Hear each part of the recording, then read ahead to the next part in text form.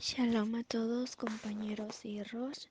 Bueno, voy a dar mi participación sobre la parasha de esta semana, la cual refiere al libro de Génesis en el capítulo 24:3 que nos dice: y jures por Hashem Elohim de los Amayim y Elohei de la tierra, que no escogerá una mujer para mi hijo de entre las mujeres de Kenán, entre quienes estoy habitando. Bueno, aquí vemos claramente, ¿verdad?, que Abraham, al ver que ya estaba de días avanzados y que él ya había perdido a su esposa, está preocupado por la vida y en el futuro de su hijo Isaac. Bueno, a mí,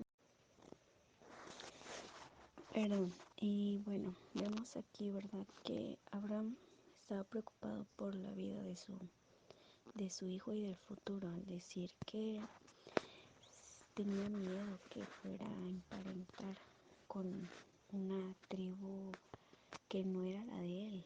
Vemos aquí también que desde nuestro antepasado Abraham se ha recalcado mucho el estar buscando personas que creemos que son las adecuadas. En aquel entonces se valía, estaba disponible porque pues recordemos que el Eterno todavía no entregaba las tablas a Moisés, los mandamientos, y obviamente todavía el Mesías no venía. Todavía no estábamos los gentiles dentro del pacto, todavía había mucha idolatría. Entonces hasta hoy en nuestros días todavía pasa eso y no está mal. Los padres siempre queremos que nuestros hijos estén bien, siempre queremos lo mejor para ellos, ¿verdad? Sobre todo me he dado cuenta que a veces ni siquiera es que estudiemos una religión concretamente, ni mucho menos que estemos bien, tampoco que la llevemos a cabo tal cual, pero sí queremos que nuestra familia emparente con personas que creemos no son yugo desigual, pero también hay que ver qué es un yugo desigual, porque hay parejas, personas, matrimonios que están de distintas religiones y se llevan bien, hay un respeto, hay un acuerdo, pero sobre todo hay amor y tolerancia. Y vemos parejas de cristianos, parejas católicas, de infinidad de ejemplos, que hay problemas, desacuerdos, incluso divorcios. Y entonces hay que ver realmente qué es un yugo desigual. Entonces vemos que nosotros mismos estereotipamos a las personas por una religión, por una sociedad, por una cultura, por un idioma, por un país, siendo que el Padre va a tener misericordia de a quien Él le plazca. Decía un maestro: en el cielo va a haber muchas sorpresas. Y es verdad, el Padre va a tener misericordia y va a salvar.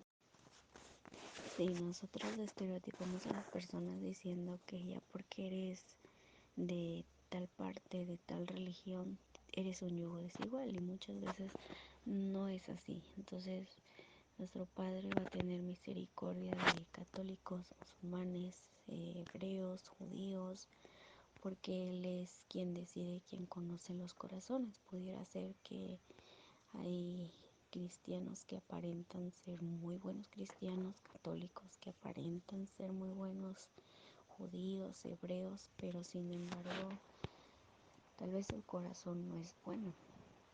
Entonces, ¿de qué nos sirve a nosotros creer que por estar con personas de diferentes religiones o diferentes culturas ya es un yugo desigual? Aunque claramente se dice, ¿verdad?, que si no tiene y no comparte lo mismo que tú, es no es bueno. Y sí, es, es cierto, no tienen las mismas ideas ni concuerdas con lo que tú tienes, ni tal vez celebras lo que tú celebras, pero si hay respeto, creo que es algo tolerable. Si hay una genuidad de corazón, si las cosas se hacen genuinamente y permanece el respeto, si se conoce todo eso y ante todo se acepta, entonces no sé por qué estereotipar y tener esa necesidad de siempre estar buscando a una parentela que creamos nosotros que es conveniente. Por el contrario, también decirle a alguien es un yugo desigual solamente porque trae una cultura diferente, un idioma diferente, un país diferente, una nación diferente. Entonces creo que nos falta empatía, misericordia para primero conocer a la persona independiente de todo aquello que lo rodea, sino conocer tal vez una parte del corazón, porque no todo el que dice ser religioso lo es, y tampoco todo el que dice ser malo lo es. Entonces siempre hay como que permitir conocer antes de prejuzgar. Siempre hay que ver que nuestro Padre, que es el Todopoderoso, acepta y ama a la persona, cuanto más nosotros que también tenemos que tener la semejanza y el carácter más parecido a nuestro Mesías para poder amar correctamente a nuestro prójimo y sin prejuicios. Y bueno, hasta aquí mi comentario sobre esta parasha. Shalom a todos. Shalom, shalom, mi estimada Ruth, que el Altísimo siempre puede estar presto a las peticiones de su corazón y pueda en gran medida resolver todos sus problemas. Que el Eterno le dé Binah y Jotmah, que son indispensables para este camino. Ok, el audio estaba sumamente muy bajo y hay partes allí que me cuesta escuchar exactamente qué quiere decir. Por lo tanto, mi respuesta que voy a dar, necesito que usted la escuche con calma, a ver si está relacionado con lo que usted está diciendo allí. Porque, insisto, como me cuesta escuchar un poco lo que dijo, porque es muy bajo, no sé si es problema del micrófono o sencillamente tiene un dispositivo que está conectado al teléfono y no está funcionando bien, o en tal caso no se está pegando el teléfono un poco más el micrófono a la boca para escucharla mejor. Entonces, lo que voy a decir, no estoy seguro si es el enfoque de lo que usted está diciendo. Entonces, usted lo escucha y usted me dice, bueno, sí, eh, de eso estoy hablando. ¿Ok? Es importante esto para no equivocarme y emitir un comentario fuera del contexto de lo que usted está hablando. Ok, lo que pude entender, ¿verdad? Es que el hecho allí de que está tomando el versículo donde Abraham habla con su siervo para que le busque una mujer que no sea del lugar donde estaba, sino de su parentela. Lo primero que tenemos que entender que en esa época no había ni cristianos ni judíos, para comenzar por allí, ¿ok? Abraham, ¿verdad? Él estaba enseñando una forma nueva, estaba hablando de algo desconocido en parte, o quizás lo conocían, pero de forma totalmente desvirtuada, pues totalmente, eh, quizás se puede decir como una amalgama de conceptos, ¿verdad?, que se formó a partir de las enseñanzas del mismo Adán Arizón.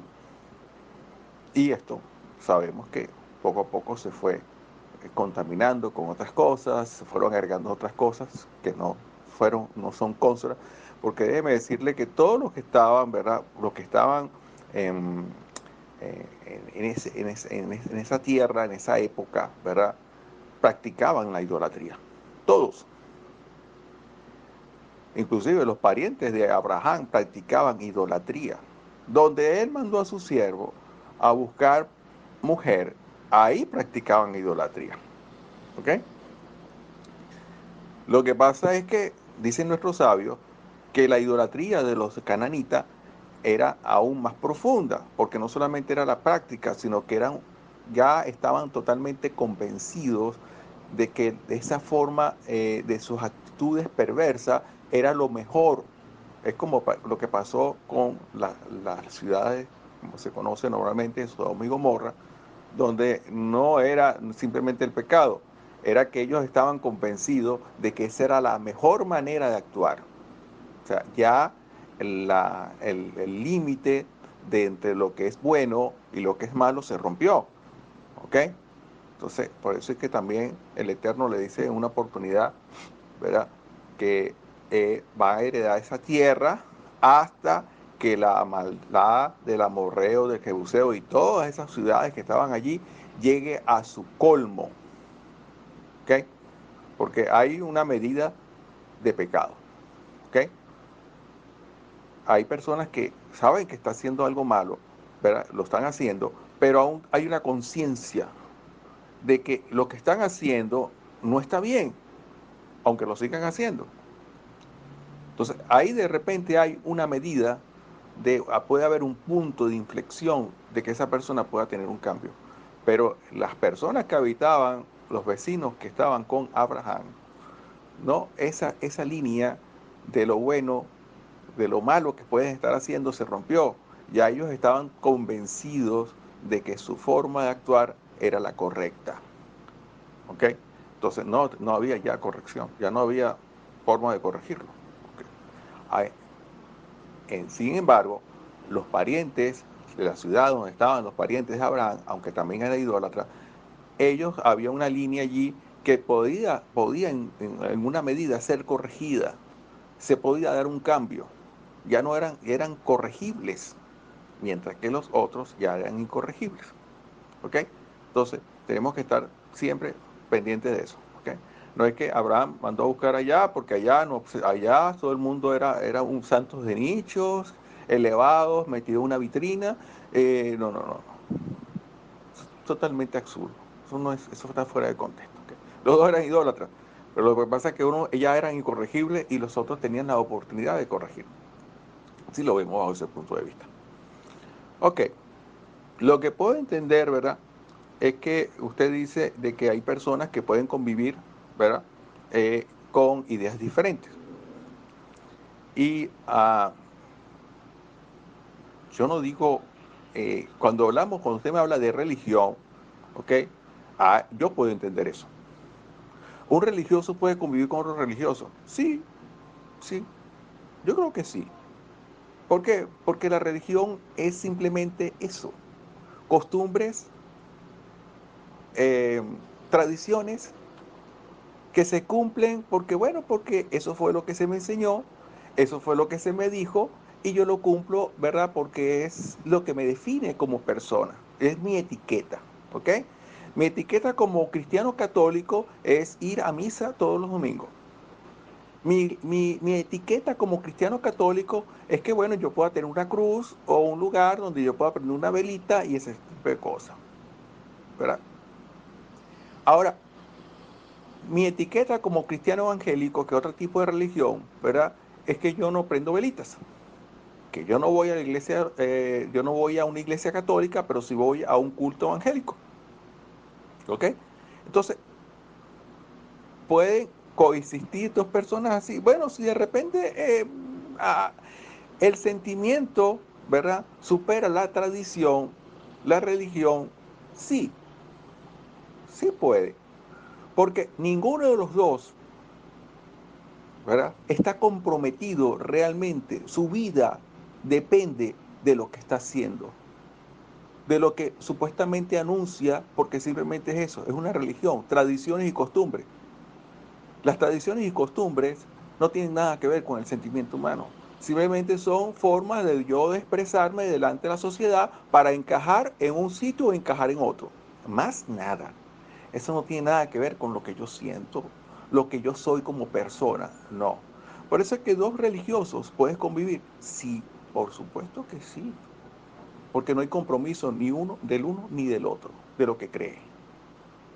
Ahora bien, el que no es religioso, el que considera que eso forma la base misma de su existencia, el que considera que el Eterno no es un amuleto simplemente de buena suerte, de que yo lo llamo cuando me siento mal, cuando me duele una muela o me parte una uña, y que no, todo lo contrario, sino que el Eterno es mi vida, mi existencia, la razón de que yo me pare todos los días de la cama, temprano en la mañana, o que me despierte. Entonces, ahí la cosa cambia rotundamente. Porque, porque yo tengo una forma de vida, ¿verdad? El que no es religioso tiene una forma de vida no basada en tradiciones y costumbres, o en hechos, o simplemente en festividades, que las cumple porque es la tradición y es la forma de poder encajar en el sitio donde está. No, no, no lo hace por eso. Lo hace porque su amor anhela ese tipo de cosas. ¿Por qué? Porque quiere alabar o agradar al Eterno, no por lo que Él dice, por obediencia. Porque qué es lo que limpiaba? El sacrificio. Degollar al animal, eso es lo que limpiaba. No, no, eso no es lo que limpiaba. Eso no es lo que purificaba. Lo que purificaba era la acción,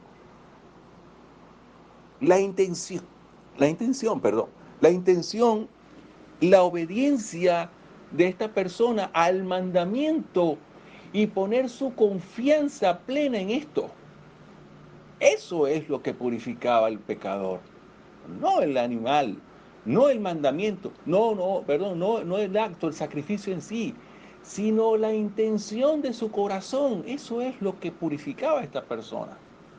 Entonces, usted me habla de religión y yo le entiendo. Sí, dos religiosos, un musulmán con un cristiano pueden convivir. Yo no tengo, bebé, que no veo ningún problema en eso, porque los dos son religiosos.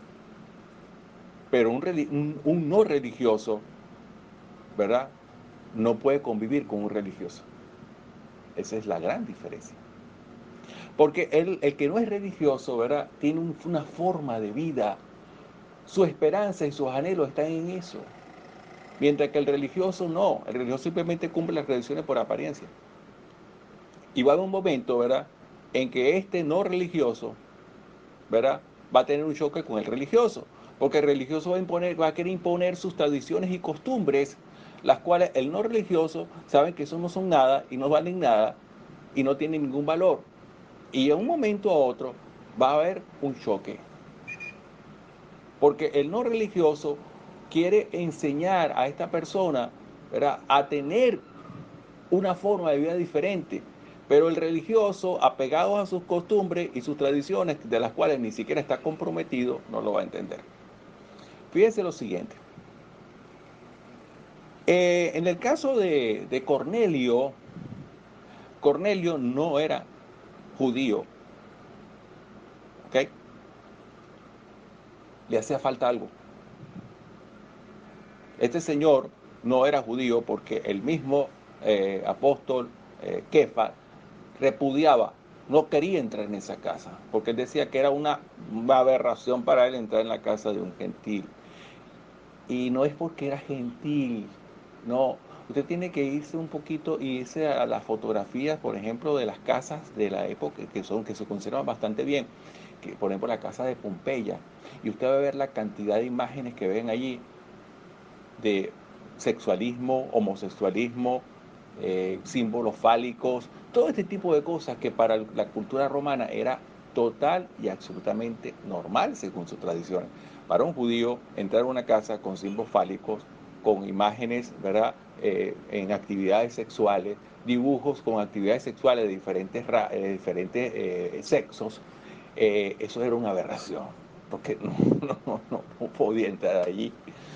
No porque él era pagano, no, sino porque lo que lo rodeaba no le perturbaba y le molestaba. ¿Ok?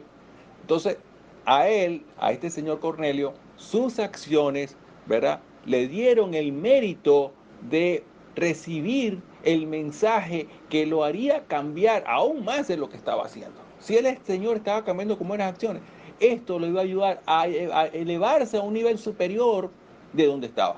Por eso es que recibe el mensaje. Y tuvo los méritos de que un Malak se le presentara. Para que usted vea la envergadura, ¿verdad?, de las acciones que tiene este señor. Entonces, nosotros, ¿verdad?, que estamos buscando al Eterno y tratando de hacer su voluntad, es totalmente inconsecuente, ilógico, que yo me vaya a buscar una mujer musulmana, ¿verdad?, que ella opina de que Alá es el único que puede resolver los problemas, de que la persona, el hijo de la promesa no fue Isaac, sino fue Ismael, y que Ismael es el que va a traer, el que va a regresar posteriormente y va a enviar, bueno, donde Jesús o Yeshua es simplemente un profeta y no es el Mesías, porque ellos consideran que ellos son Mesías. Entonces, ahí, mi estimada amiga, mi estimada alumna, el problema se va a acentuar porque es una cuestión no de tradiciones y costumbres, que es el religioso, sino una cuestión de vida, de mi propia existencia. Eso define mi existencia. Mientras que el religioso no, el religioso simplemente es como ponerse una ropa hoy, se la quita y se la pone mañana. Entonces hay una diferencia tajante entre el que es religioso y el que no es religioso. ¿El religioso puede convivir con otro religioso? Sí, por supuesto. Pero el que no es religioso, el que no ve esto como una tradición, una costumbre, para él se le va a hacer prácticamente imposible. Porque es como si se estuviera arrancando parte de sus propios miembros, de su propio cuerpo. E insisto con esto, de que hay personas buenas que se comportan y tienen buenas acciones en diferentes religiones. Sí, por supuesto que sí lo hay. Yo las conozco. Pero lo contraproducente en mi vida sería que yo tomara una de estas personas para yo hacer una vida con esa persona y convivir con esa persona, que yo puedo hablar con esa persona, yo puedo tratarla a esa persona. Claro que sí, por supuesto. Pero para que entre en mi vida, para que esté en mi lugar íntimo, ahí la cosa cambia totalmente. Y a eso se refiere Rashaul con yugo desigual, porque no está diciendo, yugo desigual es que tú te la pasas y saludas al que es cristiano evangélico, o al que es cristiano católico, o al que es mesiánico israelista, eso, otros cristianos que también se llaman de esa manera. No, no, no, eso no es yugo desigual. Yugo desigual que yo use una mujer de esta, o en un hombre se case con una mujer de esta, o una mujer busque un hombre con este tipo de inclinación y quiera anexarlo en su vida para hacer una vida con él. Ahí sí hay yugo desigual. Entonces, bueno, si no es lo que usted me está diciendo, Baruch Hashem, usted me corrige. Shalom, shalom.